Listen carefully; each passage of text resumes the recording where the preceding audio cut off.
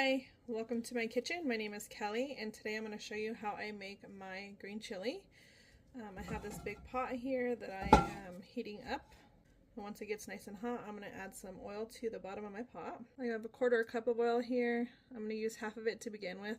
And then I also have one whole large chicken breast cubed up. Normally I use diced pork, but when I put in my grocery order, Walmart said they did not have diced pork, so that's what we're rolling with. And I also have one small diced onion I'm going to add in there as well. Okay, I'm just going to let this cook. I'm going to let the onions get a little translucent. Probably going to cook it about 3 to 4 minutes. I'm going to add a little bit of salt, probably about 1/4 teaspoon to begin with, maybe 1/2 teaspoon. I'm going to add more salt, but I'm also adding chicken bouillon to this, so I don't want to over salt it. You can always add more salt, but you can't take it out. And remember, whenever you mess with raw food, always wash your hands. I'm also going to add some garlic powder. I'm going to go with a tablespoon of garlic powder. This one's onion powder. Not bad. A tablespoon of garlic powder. And then I'm going to go with just a little bit of chili powder. Now, a lot of people don't add chili powder to their green chili, but I do. I'm going to go with a 1/2 teaspoon of chili powder. I'm just going to mix it all together. Let your seasonings kind of toast up a little bit, brings out the flavor in there more. Once your onions are starting to look translucent, you want to add your flour. Okay, so I'm going to add a big 2 heaping spoonfuls of flour, and we're going to mix that in. If you have too much flour, just add a little bit of more oil, because you want all that flour to absorb. You don't want clumpy flour. You're going to let your flour cook a little bit, get the raw flour taste out. We're going to do this for about 2 to 3 minutes. Okay, my flour's been browning for about 2 to 3 minutes. We're going to go ahead and start adding the water. I'm going to start with 3 cups and then I'll add more as I need it. I'm probably going to add about 6 cups of water altogether. Slowly add the water and you want to mix. You want to mix all that flour and you don't want it to get lumpy. So we're just slowly adding it in, a little bit at a time. Okay, so it's starting to get a little thick, so let's add a little bit more water. Okay, there's the 3 cups. Okay, I'm going to add 3 more cups of water.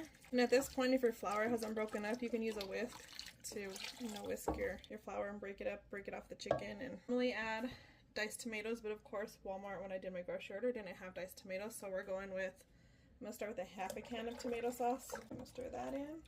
Okay, and then we're going to go in with some, you can use fresh garlic if you would like as well. I'm going to use garlic. Going with a heaping tablespoon to start. Then I'm also going to add a little bit of beef bouillon, and I use this, the better than beef bouillon. I don't put a whole lot. I just like it for the flavor. Into this, I'm going to add about a 1/2 teaspoon. Okay, and I have my heat on medium-low. I'm just going to let this come to a simmer.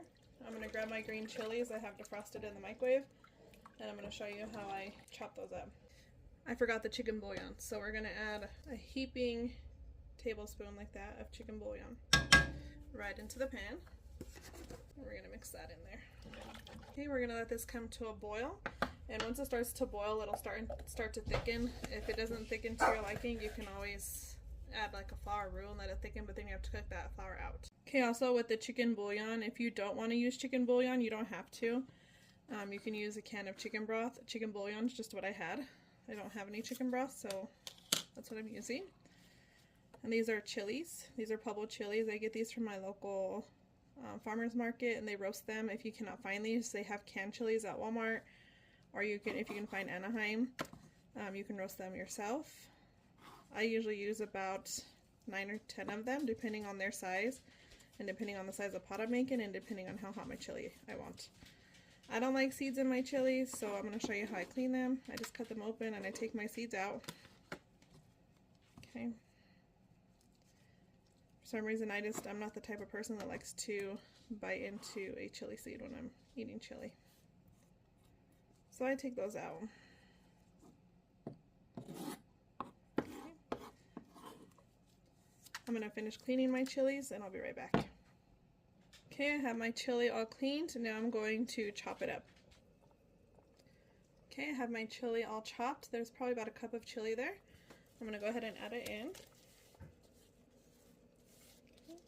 And anything that I add into this, if you don't want to add it, you don't have to. This is just how I like to make mine.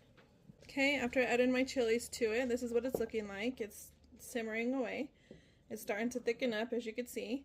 I'm going to let it simmer for about 30 minutes, and then I'll come back and taste it and see if I need to adjust any seasonings. If I do adjust anything, I will let you know. Okay, my chili has been simmering for about 30 minutes. This is how it looks. I'm gonna go ahead and give it a taste to see if I need to add anything to it. Okay, for me, this is perfect. I don't need to add anything to it, but at this point, if you needed to add more salt, more onion powder, any other seasoning, this is where you would do it. Okay, my chili's done, and I'm gonna show you how I serve it. So right here I just have two frozen chimichangas that I defrosted in the microwave, and I air fried them on 350 for 5 minutes. And then we're gonna top them with our chili. Gonna smother them, and you can use this chili for anything. I mean, you can eat it the way it is with some flour tortillas. You can put them over french fries, you can put it over a hamburger and make a slapper. You can do it the way I'm doing it on burritos. There's a lot of ways that you can serve your chili. Let me go ahead and add some cheese as well. Okay, I top my burritos with the green chili and the cheese. You can also add lettuce, tomato, sour cream, onion, whatever you want to add to this hot sauce.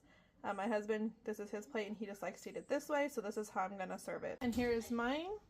I want to thank you for watching. If you like what you see, please remember to like, share, and follow, and leave a comment down below as well if you want to see more videos. And I want to thank you for your support, and have a wonderful day. Bye.